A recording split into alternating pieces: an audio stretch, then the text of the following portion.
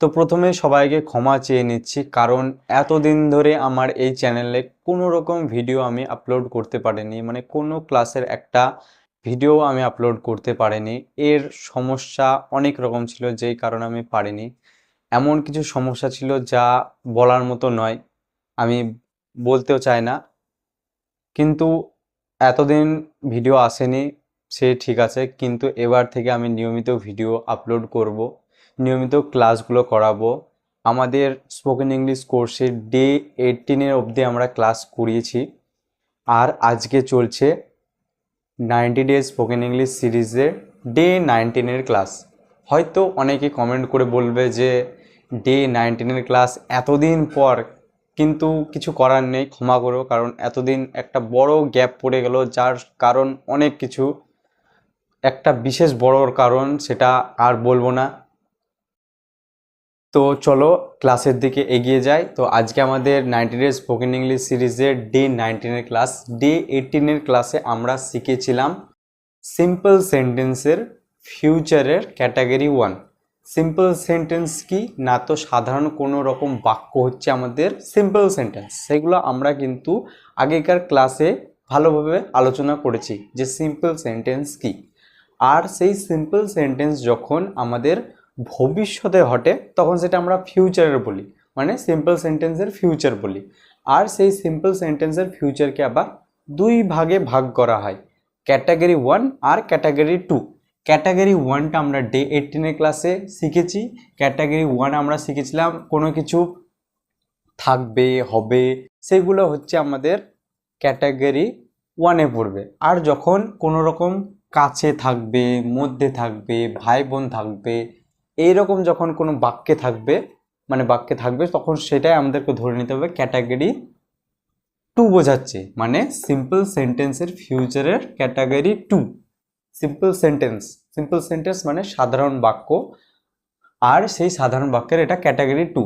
কাছে থাকবে, মধ্যে থাকবে, ভাই বোন থাকবে, কাছে থাকবে, দেখো কোনো কিছু বলে না কাছে থাকবে, তারপর যখন মধ্যে থাকবে তখন কিন্তু আমাদের থাকবে। তখন আমরা কি দেখবে, সাধারণত অনেক সময় বলে না, অনেক সময় দেখবা হ্যাভ ব্যবহার করে ইংরেজিতে, হ্যাভ, কাছে, হি হ্যাভ। তারপরে মানে কোনো সময় যদি কোনো রকম কাছে থাকবে, তারপরে কাছে বোঝালেই মধ্যে থাকবে, ভাই বোন থাকবে, তখন বোঝায় কি আমাদের হ্যাভ দি। আর সেই কারণে আমাদের এই ক্যাটাগরিতে আমাদের পজিটিভ, পজিটিভের ক্ষেত্রে আমাদের উইল হ্যাভ ব্যবহার করতে হবে, নেগেটিভের ক্ষেত্রে উইল নট হ্যাভ ব্যবহার করতে হবে, অথবা উইল হ্যাভ নো। পজিটিভ কোনগুলো আর নেগেটিভ কোনগুলো, প্রশ্ন হচ্ছে এবার এটা। পজিটিভ হচ্ছে সাধারণগুলো, নেগেটিভ হচ্ছে না বাচকগুলো, মানে কোনো রকম না থাকবে যখন কোনো বাক্যে, না কোনো রকম না থাকবে তখন সেটা হয়ে যাবে নেগেটিভ। আর সেই না বাদে যেগুলো থাকবে সেগুলোই হয়ে যাবে আমাদের পজিটিভ। মনে থাকবে, মানে না থাকলেই সেটা নেগেটিভ, আর না বাদে যেগুলো হ্যাবাচক বাক্য হবে সেগুলো কিন্তু আমাদের পজিটিভ। দেখো প্লাস দিয়ে রেখে দিয়েছি, এগুলো মাইনাস দিয়ে রাখা আছে, ঠিক আছে। তো চলো আমরা কিছু কিছু করে উদাহরণগুলো দেখে নেবো, তাহলে আমরা বুঝতে পারবো। আর সেগুলো অনুসারে মানে সিম্পল সেন্টেন্সের ফিউচারের ক্যাটাগরি 2, মানে কাছে থাকবে, মধ্যে থাকবে, ভাই বোন থাকবে, এগুলো হচ্ছে ক্যাটাগরি 2। ক্যাটাগরি 2 প্লাস, প্লাস মানে আমাদের পজিটিভের ক্ষেত্রে উইল হ্যাভ, নেগেটিভের ক্ষেত্রে উইল নট হ্যাভ বা উইল হ্যাভ নো বললাম, সেই হিসেবেই কিন্তু আমাদের সেন্টেন্সগুলো তৈরি করতে হবে। মানে ইংরেজিতে যে কোনো সেন্টেন্স আমাদের তৈরি করতে গেলে কিন্তু এই সিম্পল সেন্টেন্সের ফিউচারের ক্ষেত্রে এই নিয়মগুলো অনুসরণ করতে হবে। আমরা কিন্তু ডে 18 ক্লাসেও সেম একই নিয়ম অনুসরণ করেছিলাম, কিন্তু আলাদা আলাদাভাবে, কারণ এখানে উইল হ্যাভ আছে, তখন উইল হ্যাভ ছিল না, শুধু উইল ছিল। ঠিক তেমনই এগুলো দেখে নেব। যারা ডে 18, ডে 17, ডে 16 মানে ক্লাসগুলো করে এসেছো, তাদের কোনো ব্যাপার নেই, সহজে এগুলো বুঝে যাবে। আর যারা নতুন এসেছো তারা অবশ্যই ডে 1 থেকে যদি ক্লাসগুলো করতে থাকো আরও ভালো, না হলেও তোমরা ডে 15, 16 বা ডে 14 থেকে যদি শুরু করো, তাও এগুলো ভালোভাবে বুঝে যাবে। তো চলো এই নিয়মগুলো বুঝবো আমরা, আস্তে আস্তে একটা করে উদাহরণ দেখব আর জেনে নিব, ঠিক আছে।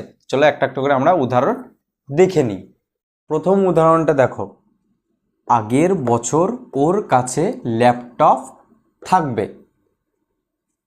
ধরো তুমি কম্পিউটার সেন্টারে কম্পিউটার শিখতে গেছো, তারপরে তোমরা অনেকজন মিলে একসাথে কম্পিউটার শিখছো, তখন সবারই কাছে পার্সোনাল নিজের নিজের একটা করে কম্পিউটার বাড়িতে আছে, তোমরা জানো, কিন্তু একটি ছেলের নেই।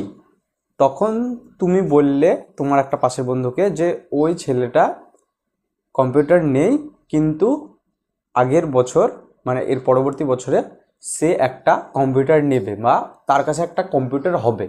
মানে তুমি বলছো, তুমি জানো যে সে একটা কম্পিউটার কিনবেই, মানে সবারই কাছে আছে, ও কিন্তু ও দেখেছে, সেই কারণে ও সে কিনবেই।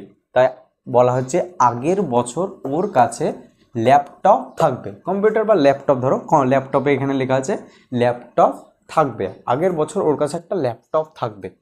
তো আগের বছর ওর কাছে থাকবে, আগের বছর মানে এর পরবর্তী বছর ওর কাছে একটা ল্যাপটপ থাকবে, কাছে থাকবে, মধ্যে থাকবে, ভাই বোন থাকবে। এগুলোই হচ্ছে কিন্তু আমাদের সিম্পল সেন্টেন্সের ক্যাটাগরি 2 এর ফিউচারে পড়ছে। এর পরের বছর, পরবর্তী সময় মানে তো আমাদের ফিউচারে হচ্ছে। তো এই সেন্টেন্সটাকে আমাদের এই হিসেবে বানিয়ে নিতে হবে। তো এটা কিন্তু কোনো নাবাচক নেই, তাই এটা আমাদের আফারমেটিভ হয়ে যাবে। আফারমেটিভের নিয়মে কি বলে, প্রথমে সাবজেক্টকে নাও, তারপরে উইল হ্যাভকে নাও, তারপরে অবজেক্টিভ পার্টকে নাও। তো এখানে সাবজেক্ট কি আছে, আগের বছর ওর কাছে ল্যাপটপ থাকবে। ওর কাছে ল্যাপটপ থাকবে মানে হি উইল হ্যাভ, দেখো সাবজেক্ট, তারপর উইল হ্যাভ, তারপর objective part. He will have a laptop, LAPTOP, laptop. He will have a laptop next year.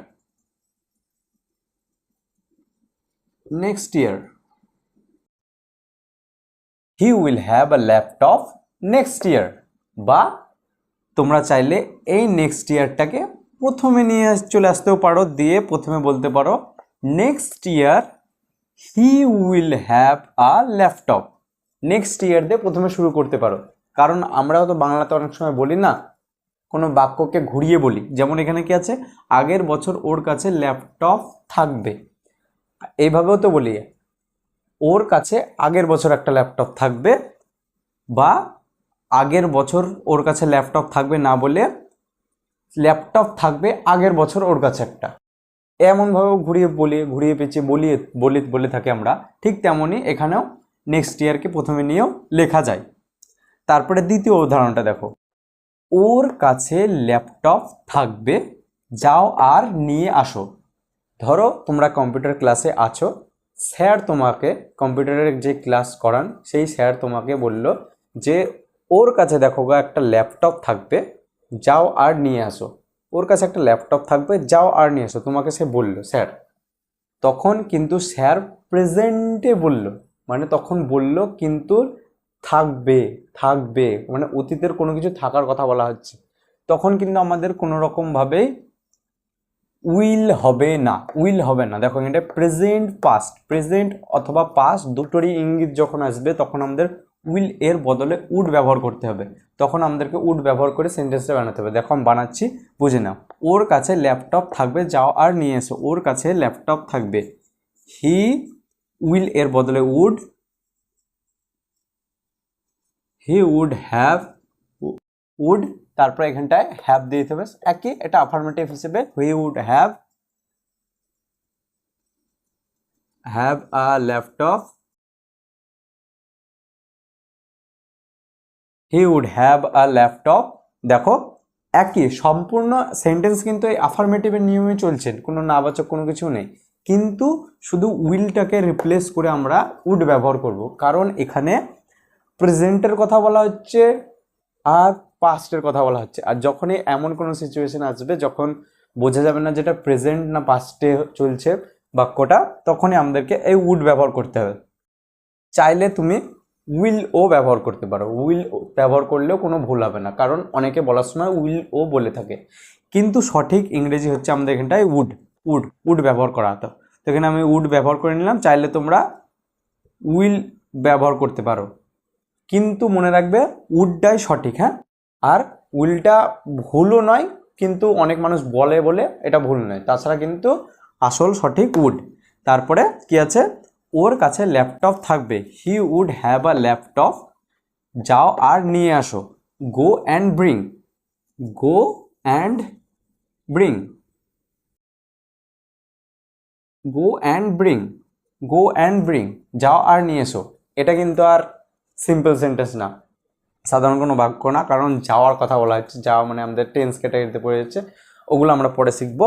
তো এটা আমাদের সিম্পল সেন্টেন্স না, এটা ধরে না, তো এগুলো জানার দরকার নেই, লাইনে ছিল তাই দিয়ে দিলাম। তারপরে তৃতীয়টা দেখো, আজ আমার কাছে টাকা নেই। ধরো আজ আমার কাছে টাকা নেই, কিন্তু একদিন আমার কাছে এত টাকা হবে যে আমি মার্সিডিজ কিনতে পারি। ধরো তোমাকে মানে আমাকে খুবই রাগাচ্ছে একজন, মানে কয়েকজন আমার পাড়া প্রতিবেশী মানে যারাই হোক আমাকে রাগায়, মানে মানে একবারে তুচ্ছ বলে মনে করে, আমাকে দেখতে পারে না। তখন আমার মনে মনে খুব রাগ হয়। তারপর আমি বলছি যে আজ আমার কাছে টাকা নেই, আজ আমার কাছে টাকা নেই, কিন্তু আমার কাছে একদিন এত টাকা হবে যে আমি দেখিয়ে দেবো ওদেরকে, মানে একটা মার্সিডিজ গাড়ি কিনে দেখিয়ে দেবো, এত ক্ষমতা আমি একদিন টাকা ইনকাম করে করব। তো এইভাবে তখন কিন্তু সে করবে, ভবিষ্যতে সেটা একটা করবে, মানে সে একটা কাছে থাকবে, মধ্যে থাকবে, মানে করে থাকবে, মানে সে একটা গাড়ি কিনবে, ভবিষ্যতে কিনবে। তো সেই হিসেবে আমরা সেন্টেন্সটাকে একটু একটু করে বানায় বুঝতে পারবে। আজ আমার কাছে টাকা নেই, I have no money, I have no money today, I have no money today, আজ আমার কাছে টাকা নেই। এটা কিন্তু আবার এই ফিউচার না, এটা আজ আমার কাছে টাকা নেই, I have no money today, এটা কিন্তু আমাদের প্রেজেন্টের আমাদের চলছে, তাই প্রেজেন্টের হিসেবে বানিয়ে নিলাম। কিন্তু একদিন আমার কাছে, কিন্তু কিন্তু কিন্তু একদিন, but one day, but one day, but one day, but one day I will have so much money that could buy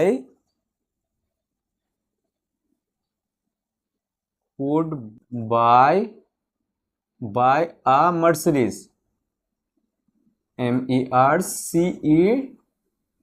MERCEDES, Mercedes। মানে দেখো এটা, but one day I will have, এখান থেকে শুরু হয়ে গেছে কিন্তু এই আফার্মেটিভ। কিন্তু একদিন আমার কাছে, আমার কাছে, কাছে কাছে থাকা, আমার কাছে এত টাকা হবে যে আমি মার্সিডিজ কিনতে পারি।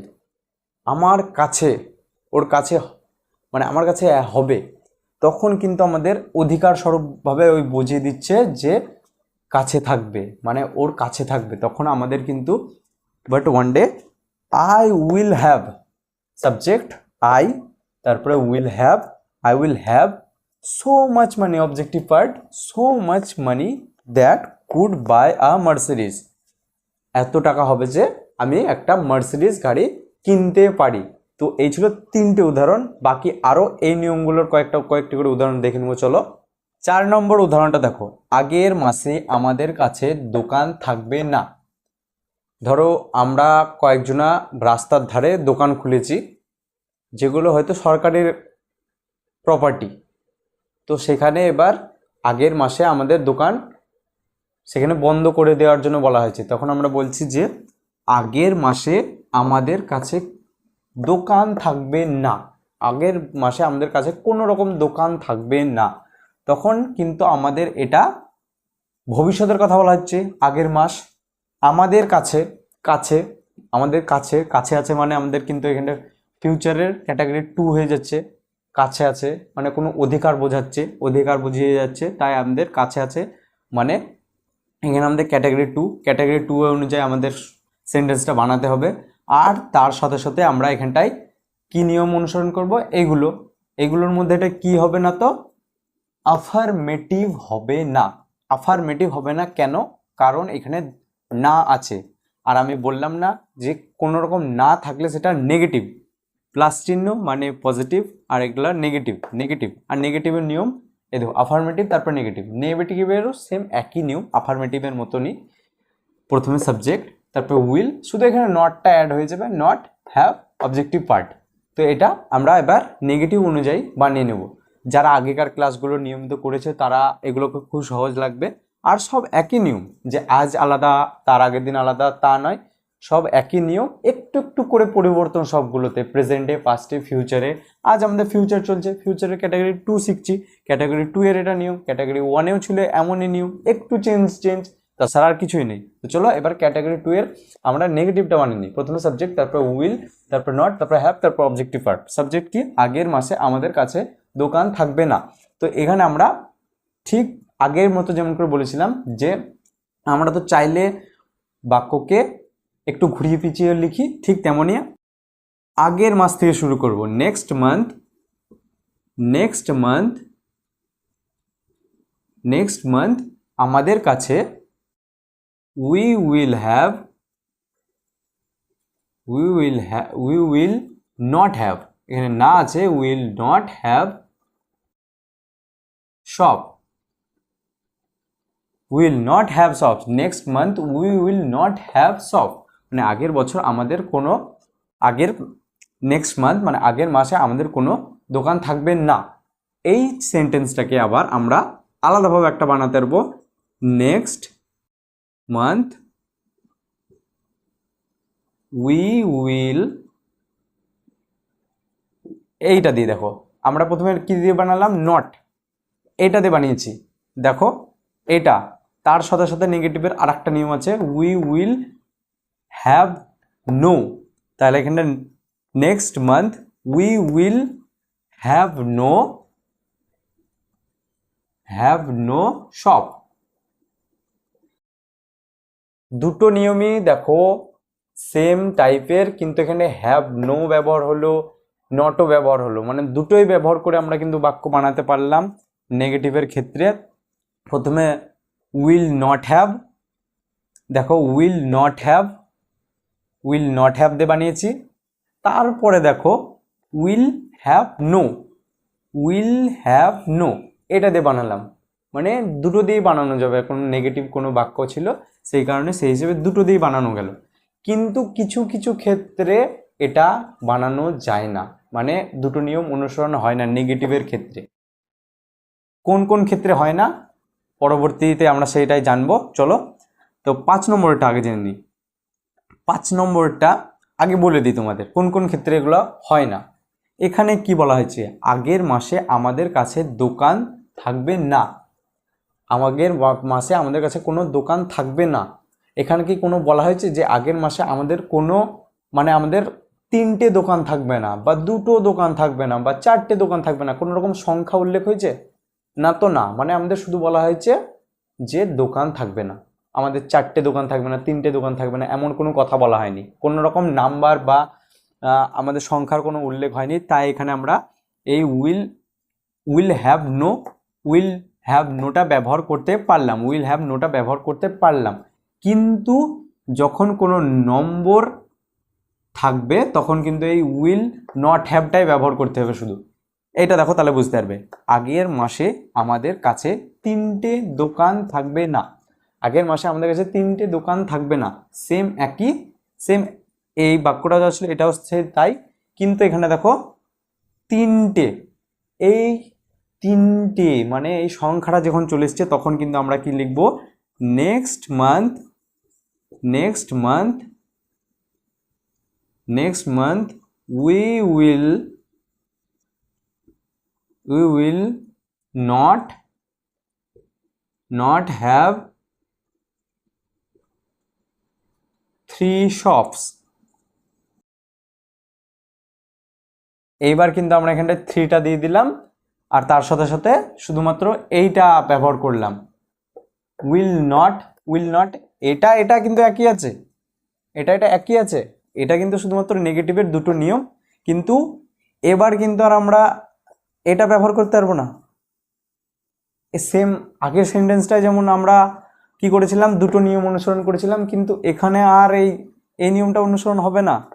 এই না যে উইল হ্যাভ নো ব্যবহার করে আমরা আবার একটা বানাতে পারবো, তা পারবো না। কারণ এখানে যখন সংখ্যাটা চলে এসেছে না, 3 4 5 6 7, মানে কোনো একটা গুনতি চলে এসেছে, তখনই কিন্তু আমরা আর পারবো না। গোনা যখন যাবে, কোনো কাউন্ট করা যাবে, তখন কিন্তু আমাদের এই নিয়ম অনুসরণ করা যাবে না। এই নিয়মটা অনুসরণ করা যাবে না শুধুমাত্র যখন কোনো রকম নম্বর বা সংখ্যা মানে কাউন্টিং যখন চলে আসবে, তখন আর হবে না, তখন শুধুমাত্র এই নিয়মটা ব্যবহার করা যাবে। তোমরা চেষ্টা করবে বেশিরভাগ সময় এই উইল নট হ্যাভ ব্যবহার করার, কারণ এটা সবসময় চলবে, নেগেটিভ হলেই চলবে, নেগেটিভ বাক্য হলেই হবে। আর এটা যখন কোনো সংখ্যার উল্লেখ থাকবে না, তখন জেনে রাখা ভালো, তাই এটাকেও জেনে রাখার চেষ্টা করবে, কিন্তু চাইবে এটা দিয়ে এগিয়ে যাওয়ার সবসময়। 6 নম্বর এটা দেখো, কাল কি সঞ্জয়ের কাছে মোবাইল থাকবে? প্রশ্ন করা হচ্ছে যে কাল কি সঞ্জয়ের কাছে মোবাইল থাকবে, কাল কি সঞ্জয়ের কাছে মোবাইল থাকবে? তখন সঞ্জয় বলবে যে হ্যাঁ থাকবে, বা না থাকবে না। কিন্তু প্রশ্ন করা হচ্ছে, কোয়েশ্চেন মার্ক দেওয়া আছে, জিজ্ঞাসা চিহ্ন দেওয়া আছে, প্রশ্ন করা হচ্ছে। আর প্রশ্ন করা মানেই সেটা আমাদের ইন্টারোগেটিভ। ইন্টারোগেটিভ কি সেগুলোও কিন্তু আমরা জানি, আগেকার ক্লাসগুলো যারা করেছো তাদের তো এগুলো সবই সোজা। একটু বোরিং টাইপের লাগতে পারে, কারণ আগের ক্লাস যেমন করেছো ঠিক তেমনই এগুলো সব। আর যারা নতুন এসেছো চ্যানেলে, তাদের কোনো বিষয় নেই, কোনো বিষয় চিন্তা নেই। যদি বুঝতে একটু অসুবিধা হয়, আগের ক্লাসগুলো পরপর করে এসো, সেম একই টাইপের নিয়ম অনুসরণ করে সব কিছু শিখে যাবে ভালোভাবে, সহজে। তো এখানে কি আছে তারপরে আমরা জেনে নিই। কাল কি সঞ্জয়ের কাছে মোবাইল থাকবে, এটা প্রশ্ন জিজ্ঞাসা করা হয়েছে, তাই এটা ইন্টারোগেটিভ আমাদের সেন্টেন্স। ইন্টারোগেটিভের আমাদের নিয়ম অনুসারে আমরা এই সেন্টেন্সটা বানিয়ে নেব। প্রথমে কি আছে না, তো আমাদের প্রথমে এই WH ফ্যামিলি আছে, WH ফ্যামিলি ওয়ার্ড প্রথমে আমরা ব্যবহার করে সেন্টেন্সটা বানানোর চেষ্টা করব। কিন্তু কিন্তু কিন্তু এখানে কি বলা হয়েছে যে কাল কি সঞ্জয়ের কাছে মোবাইল থাকবে, তার উত্তর কিন্তু হ্যাঁ বা না দিয়ে সঞ্জয় দিতে পারবে যে হ্যাঁ থাকবে বা না থাকবে না। তখন কিন্তু আমরা এটাকে ব্যবহার করব না, WH ফ্যামিলি ওয়ার্ড ব্যবহার করব না। তারপর থেকে শুরু করব, দিয়ে আমরা কি বলবো, উইল, তারপর আমাদের সাবজেক্ট, তারপর হ্যাভ, তারপর objective part. Will Sanjay,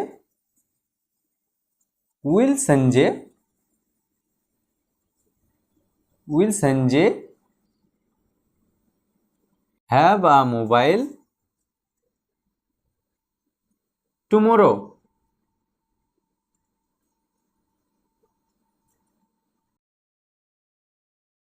tomorrow, এইভাবে প্রশ্নটা করতে হবে, কারণ তখন কিন্তু আমাদের হ্যাঁ বা না এর সঞ্জয় উত্তরটা দিতে পারবে। তাই আমরা প্রথমে উইল দিয়ে শুরু করব, আমাদের তখন কিন্তু আর WH ফ্যামিলি ওয়ার্ড ব্যবহার হবে না।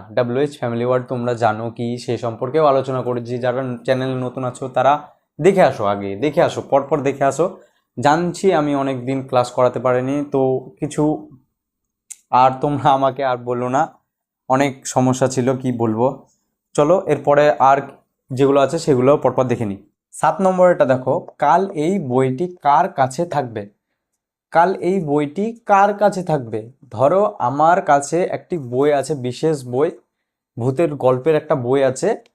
তারপর আমি ভাবছি আমার অনেকগুলো ছাত্র আছে, কাকে কালকে আমি বইটা দেব, কার কাছে কালকে এই বইটা থাকবে, কালকে কার কাছে এই বইটা থাকবে। তখন আমি নিজেকে প্রশ্ন করছি যে কালকে কার কাছে এই বইটি থাকবে, কিন্তু প্রশ্ন করছি কাল এই বইটি কার কাছে থাকবে, কার কাছে মানে কে সে জানি না, কিন্তু সাবজেক্ট হচ্ছে এখানে কার। প্রশ্ন জিজ্ঞাসা করছি কিন্তু এখানটায় প্রশ্ন, তাই এটা কি ইন্টারোগেটিভ, ইন্টারোগেটিভ। কিন্তু এখানে সাবজেক্ট কে সেই সঠিক নেই, সাবজেক্ট কে এখানটায়, কার, কার কে এখানে সাবজেক্ট কে, তখন কিছু বুঝতে পারছি না। তখন কিন্তু আমাদের হয়ে যাবে সেটা স্পেশাল কেস, ঠিক আছে, তখন সেটা আমাদের স্পেশাল কেস, স্পেশাল কেস হয়ে যাবে। স্পেশালের কেসেরও একই, স্পেশাল কেসে ইন্টারোগেটিভ, নেগেটিভ, ইন্টারোগেটিভ। ইন্টারোগেটিভ মানে প্রশ্ন জিজ্ঞাসা করা, কিন্তু সেটাতেই আর স্পেশাল কেস, স্পেশাল কেসটা কি সেম একই টাইপের, অনেকটা আফার্মেটিভের সাথে মিল হবে, দেখো মিলিয়ে নিও তোমরা। তো ইন্টারোগেটিভের স্পেশাল কেস অনুযায়ী প্রথমে আমরা বানিয়ে নেব। WH ফ্যামিলি ওয়ার্ড দিয়ে আমরা কি করি, সাধারণত ইন্টারোগেটিভের সেন্টেন্স তৈরি করি, কিন্তু এখানে আমাদের কি হবে, আমরা WH ফ্যামিলি ওয়ার্ডকে অ্যাজ আ সাবজেক্ট হিসেবে ট্রিট করি, মানে আমরা WH ফ্যামিলি ওয়ার্ডকে আমরা সাবজেক্ট ধরে নেব। সাবজেক্ট কি এখানটায় কার, হু উইল হ্যাভ, কাল এই বইটি কার কাছে থাকবে, হু উইল হ্যাভ, দেখো তারপর কি আছে, উইল হ্যাভ আছে, তারপর অবজেক্টিভ পার্ট, এখানকার মতন আফার্মেটিভের মতন দেখো, সাবজেক্ট উইল হ্যাভ, তারপর অবজেক্টিভ পার্ট। কিন্তু সাবজেক্ট এখানটাই WH ফ্যামিলি ওয়ার্ডকে সাবজেক্ট ধরে নিতে হবে, WH ফ্যামিলি ওয়ার্ডকে সাবজেক্ট, এইটাই হয়ে গেল সাবজেক্ট। এটা হচ্ছে তো স্পেশাল কেসের এটাই তো নিয়ম। তো এখানে WH কে ফ্যামিলি ওয়ার্ডকে আমরা সাবজেক্ট দিয়ে নিলাম, তারপরে হু উইল হ্যাভ, কাল এই বইটি কার কাছে থাকবে, who will have this book tomorrow,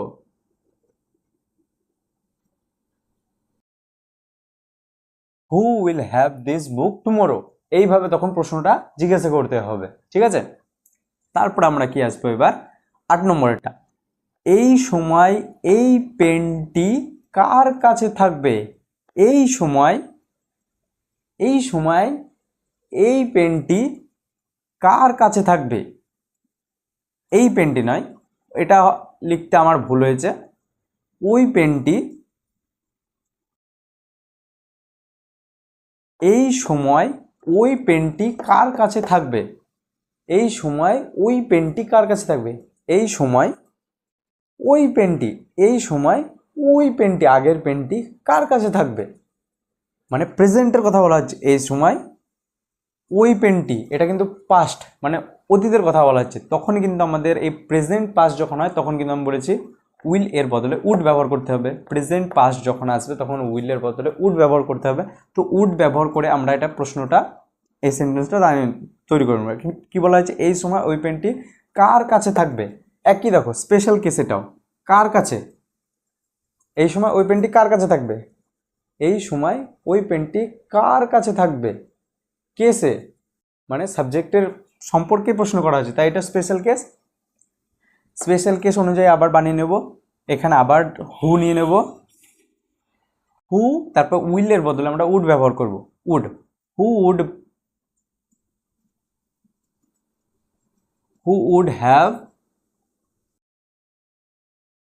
have that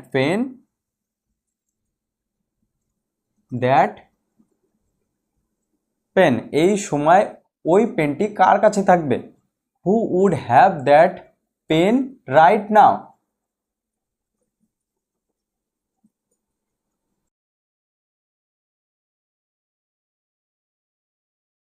who would have that pen right now, এটা হয়ে যাবে তখন এমন। হ্যাঁ, তো এটা আমরা শিখে নিলাম যে স্পেশাল কেসের ক্ষেত্রেও আমাদের কিন্তু উইলের বদলে উড ব্যবহার করতে হতে পারে, যদি সেটা আমাদের প্রেজেন্ট পাস্ট দুটোকেই বোঝায়।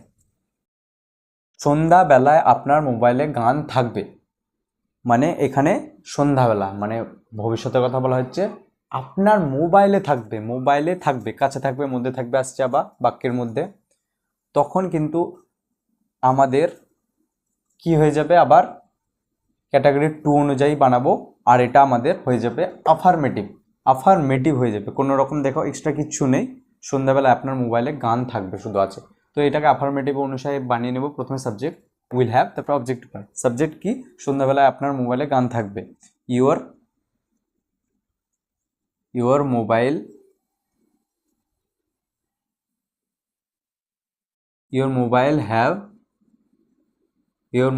will have songs in the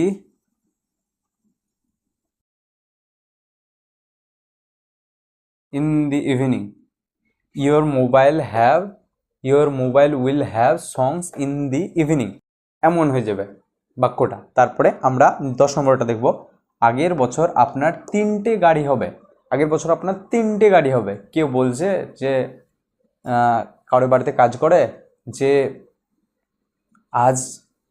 আজ হয়তো মালিকের একটা গাড়ি আছে, দিয়ে মালিক তাকে খুব ভালোবাসে যার গাড়িটা আছে, দিয়ে সে যার ড্রাইভারের কাজটা করে যেই মালিকের, তখন সেই ড্রাইভার বলছে যে মালিক তোমার একদিন 3টে গাড়ি হবে, যে আগের বছর আপনার 3টে গাড়ি হবে, আগের বছর আপনার 3টে গাড়ি হবে। তখন সেই বাক্যটা আমরা কি করে বানাবো, আগের বছর মানে আবার আমাদের ভবিষ্যতের আগের বছর আপনার 3টে গাড়ি হবে। এটাও কিন্তু আমাদের অ্যাফার্মেটিভ, কোনো রকম নাবাচক বা কোনো কিছু প্রশ্ন জিজ্ঞাসা কোনো নেই। তো এটাকে আমরা বানিয়ে নেব আপনার আগের বছর আপনার 3টে গাড়ি হবে। Next year, next year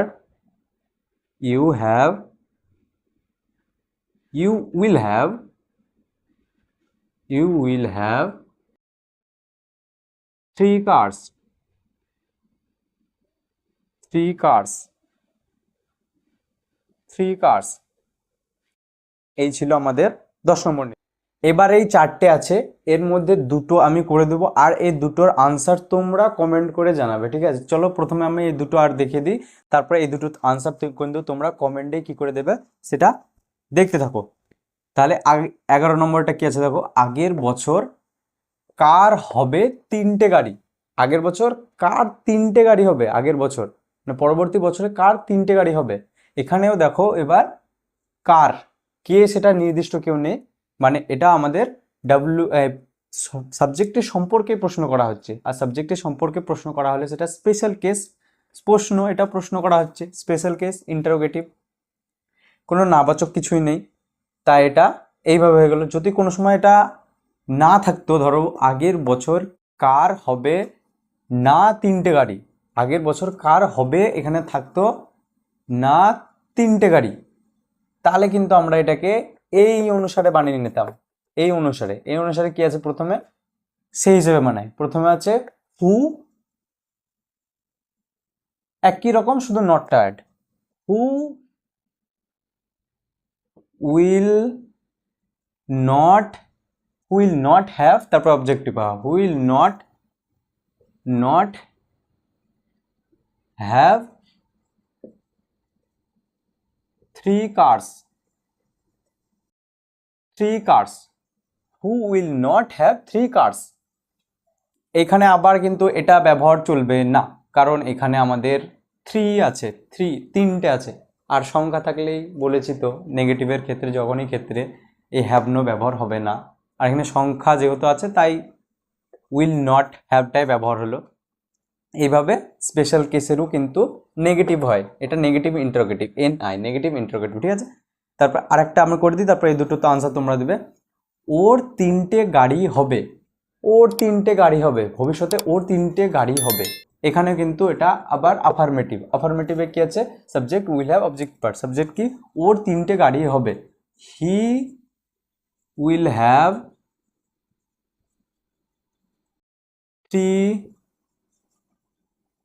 3 cars, he will have 3 cars। এখানে এটা জিজ্ঞাসা চিহ্ন হবে। তারপরে এই দুটোর আনসার তোমরা দাও, ওর হয়তো 3টে গাড়ি হবে, ওর হয়তো 3টে গাড়ি হবে, মানে অনুমান সাপেক্ষে, কিন্তু এটা একটু কঠিন আছে, তবুও পারবে আশা করি, বানিয়ে দেবে তোমরা। তারপর 4 নম্বরটা দেখো, ওর পাক্কা 3টে গাড়ি হবে না, ওর পাক্কা 3টে গাড়ি হবে না, ওর পাক্কা ভবিষ্যতে ওর পাক্কা 3টে গাড়ি হবে না। এই দুটোর আনসার তোমরা কমেন্টে জানাও। আর এই চ্যানেলে যারা নতুন এসেছো তাদেরকে বলছি, পরপর তোমরা ইউটিউব চ্যানেলে চলে যাও, পরপর দেখো প্লেলিস্ট করা আছে, এটা একটা চলছে 90 ডেজ স্পোকেন ইংলিশ সিরিজ, যার আজকে 19 নম্বর ক্লাস চলছে, মানে 19, কারণ এর আগের ক্লাসগুলো আমি সম্পূর্ণ অনেকগুলো করিয়েছি, আর অনেক দিনের গ্যাপ পড়ে গেছিলো আমি বুঝতে পারছি, কারণ কিছু সমস্যা বললাম আমি প্রথম দিকে, কিছু সমস্যার কারণে, বেশ বড় সমস্যা, সেই কারণে আমি ভিডিও আপলোড করতে পারিনি, তো আজকে আপলোড করছি। তো এই 90 ডেজ স্পোকেন ইংলিশ সিরিজে আজকে 19 নম্বর ক্লাসে এই অবধি শেখালাম। তা তোমরা যারা নতুন এসেছো চ্যানেলে, অবশ্যই চ্যানেলে পরপর এক করে ভিডিও দেখো, সেখানে প্লেলিস্ট পেয়ে যাবে, পরপর দেখতে দেখতে আসো, তোমরা সম্পূর্ণ সব ভালোভাবে বুঝতে পারবে। তো দেখা হচ্ছে পরের ক্লাসের ভিডিওতে, চলো আজকের মতো এই অবধি।